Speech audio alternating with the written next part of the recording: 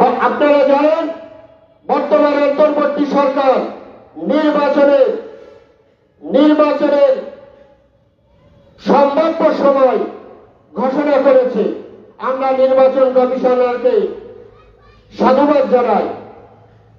তবে প্রশ্ন থেকে যায়, বাংলার জমিনে আদৌ কোন সুষ্ঠু নিরপেক্ষ নির্বাচন হবে কিনা। কারণ একটাই, কালো টাকা এবং পেশি শক্তি। আমরা দেখেছি বিগত দিনগুলোয় কিভাবে কালো টাকা এবং পেশি শক্তির মাধ্যমে ষড়যন্ত্রকারীরা তাদের পক্ষে ফলাফল নিয়ে গেছে।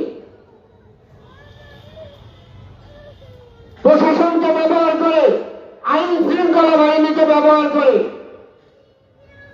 দিনের ভোট রাতে করে, ভোট কেন্দ্র দখল করে, ব্যালট পেপার ছিনতাই করে দুষ্কৃতিকারীরা তাদের পক্ষে ফলাফল নিয়ে গেছে। এমন নির্বাচন বাংলার মানুষ আর দেখতে চায় না। জাতীয় পার্টি এমন নির্বাচন আর দেখতে চায় না। আমরা চাই প্রকৃত অর্থে নির্বাচন, আমরা চাই সত্যিকারের নির্বাচন।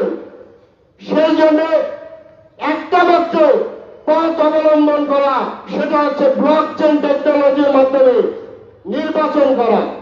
আপনারা জানেন জাতীয় পার্টি মহামান্য চেয়ারম্যান স্যার বিগত ৩-৪ বছর থেকে বাংলাদেশ নির্বাচন কমিশনারের কাছে ব্লক চেইন টেকনোলজির মাধ্যমে নির্বাচনের কথা বলে আসছে, তাগিদ দিয়ে আসতেছে। বর্তমান অন্তর্বর্তীকালীন সরকারের নির্বাচন কমিশনে জাতীয় পার্টির পক্ষ থেকে ব্লক চেইন টেকনোলজির মাধ্যমে ভোট গ্রহণের আবেদন করা হয়েছে। ব্লক চেইন টেকনোলজি কি আপনারা জানেন? আমরা ঘরে বসে বিকাশ, নগদ বিভিন্ন অ্যাপসের মাধ্যমে আমরা মূল্যবান টাকা লেনদেন করে থাকি। আজ এই জনসভা থেকে জাতির কাছে প্রশ্ন রাখতে চাই, ঘরে বসে যদি মূল্যবান টাকা আমরা অ্যাপের মাধ্যমে, উন্নত প্রযুক্তির মাধ্যমে লেনদেন করতে পারি, তাহলে কেন আমার ভোট আমি অ্যাপের মাধ্যমে ঘরে বসে দিতে পারবো না?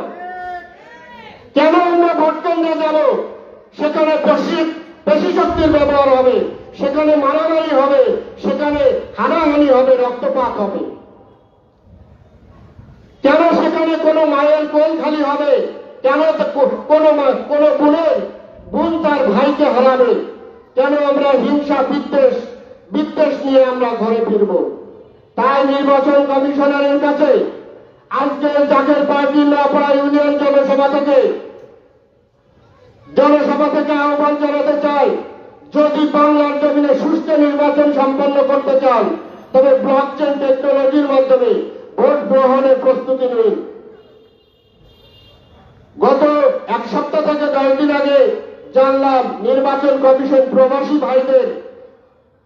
ভাইদেরকে ভোটদানের জন্য অ্যাপসের ব্যবস্থা করতেছে।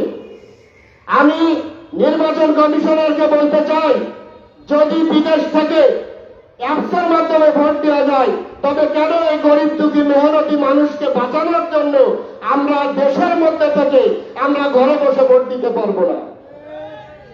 তাই অনতিবিলম্বে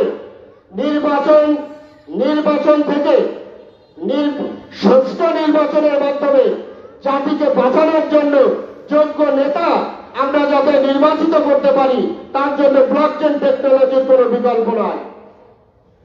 যদি নির্বাচন আবার পুনরায় কালো টাকা পেশি শক্তির হাতে জিম্মি হয়ে যায়, প্রশাসনকে ব্যবহার করে, আইন শৃঙ্খলা বাহিনীকে ব্যবহার করে যদি তাদের পক্ষে ফলাফল নিয়ে যায়, তাহলে এই নির্বাচন খেলা কোনো প্রয়োজন নাই।